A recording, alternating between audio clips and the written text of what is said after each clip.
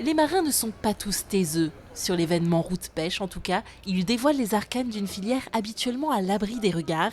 À bord du navire de pêche Black Pearl, les matelots racontent sans détour leur quotidien. C'est ta maison, quoi.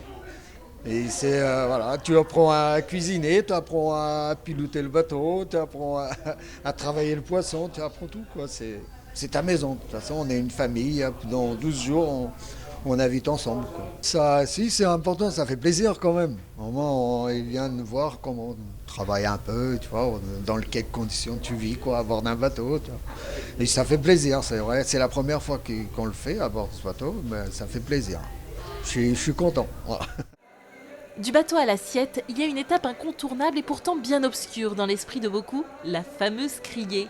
Pour ceux qui ne connaissent pas du tout la criée, je pense qu'ils voient ça comme un lieu de stockage pour revendre directement, parce qu'on a beaucoup d'appels de particuliers pour savoir s'ils peuvent venir directement acheter chez nous.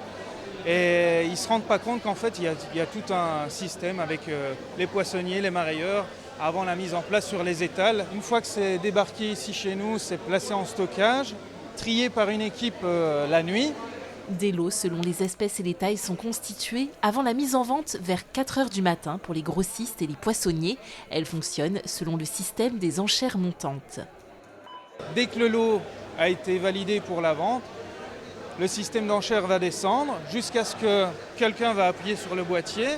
Dès qu'il y a 2 personnes qui appuient, l'enchère va monter jusqu'à ce qu'un des 2 s'arrête et sera adjugé à celui qui a maintenu le plus longtemps.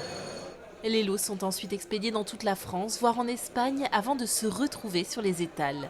Discussions, démonstrations, dégustations. Après 2 années de disette imposées par la crise sanitaire, Route Pêche a de nouveau atteint son objectif, démystifier une filière et prouver que celle-ci reste belle et bien vivante, un emploi en mer restant synonyme de 4 à 5 emplois à terre.